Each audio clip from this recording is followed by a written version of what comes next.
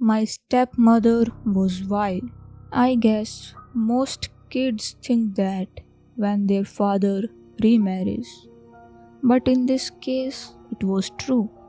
She only married my father because he was rich, and she hated children. There were three of us: me, Mary, my middle brother Richard, and my youngest brother Carl. We were the price my stepmother Gerda paid for being rich, and we were all that stood between her and inheriting father's money when he died. So she took steps against us. She sent my youngest brother Carl away to boarding school overseas. It had a good scholarly reputation, but it also had the reputation for being a hard school that was full of bullies and strict discipline. Not a place where a delicate child like Charles, who had been sickly as a baby, would thrive. He was miserable there. Somehow, Gerda contrived to keep him there for all but summer holidays. And when he came home the first year, he was pale with thin dark circles under his eyes that looked like bruises. He cried. He actually cried. And father told him to go back to the school. But father didn't listen to him. Gerda thought it would be good for Charles to go there, and so Charles went.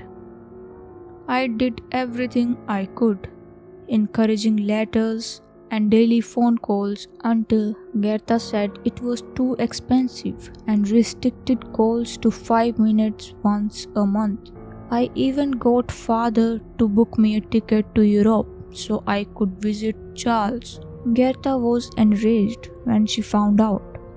Her blue eyes went so cold it made chills run up my spine, and her pink mouth thinned into a bitter line that paid ill for me since I had dared to interfere. 2 days before my plane left for Europe, the school called and told us that Charles had climbed up to the tallest tower and flung himself off. He was dead. Father was shocked, of course, and Gerda was triumphant. For a few months, father paid more attention to Richard and myself than he had since our mother died. But Gerda was beautiful and had winning ways about her that soon drew my father's attention away. And now that one of her hated stepchildren was dead, she focused on another. Poor Richard was next. Richard was a sturdy chap who was about to enter high school, and he was really into sports. He would have thrived at the boarding school that had killed Charles. So Gerda sent him to an art school instead. He hated it, but Gerda had told father that he had talent. So there he went. But Richard was a survivor, and he grimly practiced piano and violin when he would rather have played soccer and football. But Gerda was clever.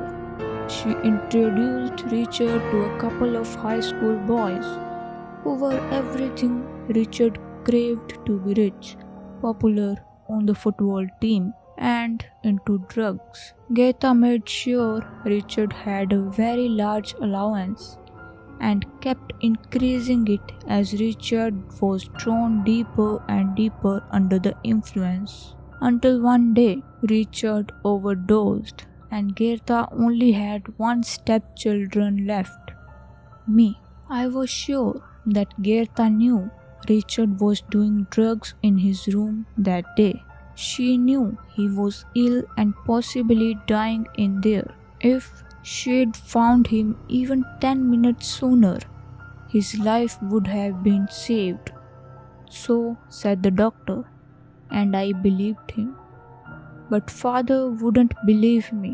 He was angry whenever I said anything against Gerda and told me to hold my tongue.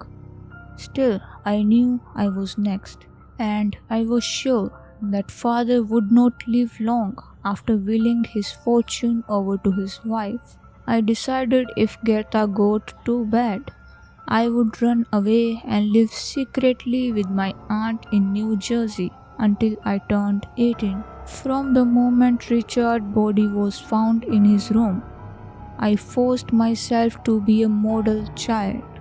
My homework was done on time. I was polite to Gertha and all her friends. I went on all the family excursions with Gertha and father, even the dangerous ones like shark fishing. You can be sure that I took care to be seasick indoors and stayed away from the edge of the boat. Gertha was clever with her tricks. Everyone thought it was an accident the time we were out shopping and I fell onto the subway in front of an oncoming train. I managed to roll out of the way on time, but it was way too close for comfort. I had almost decided to run away when my father brought me the sad news that my aunt in New Jersey had died suddenly in her sleep, poisoned by person or persons unknown. I was appalled. How had Gertha known? But she had. I could tell from the smirk on her face. I went to my room that night and locked myself in to think.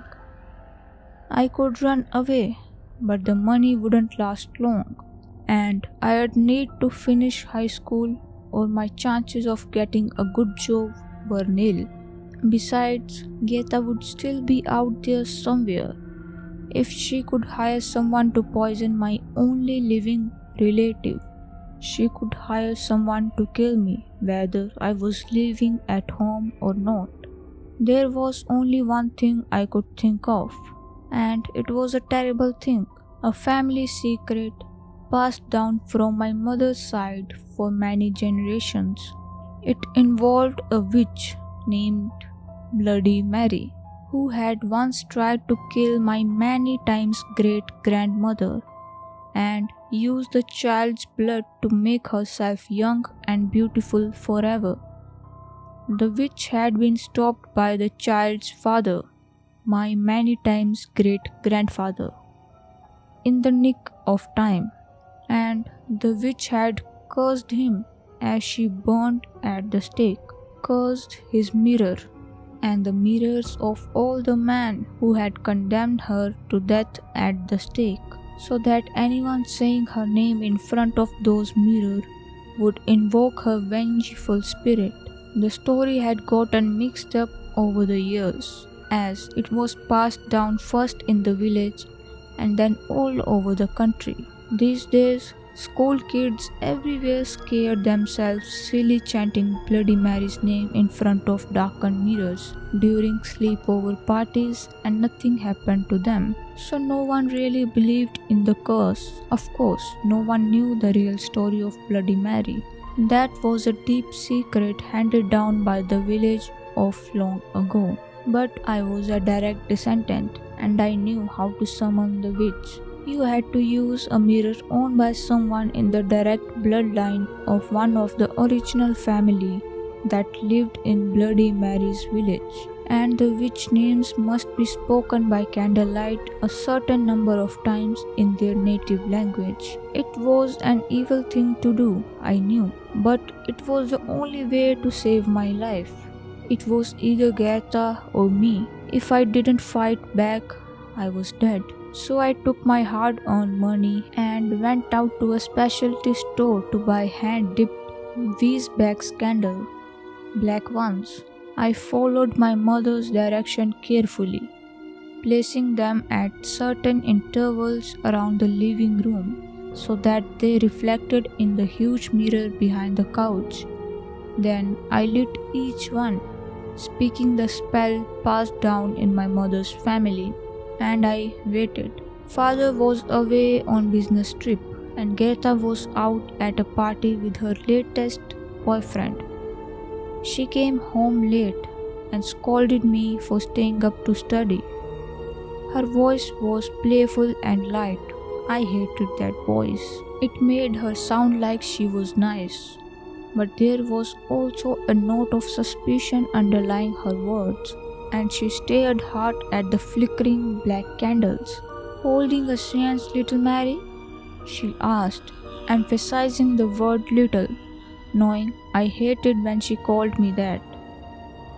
"I just like working by candlelights," I said, mendaciously, turning a page in my textbook. Gerda frowned.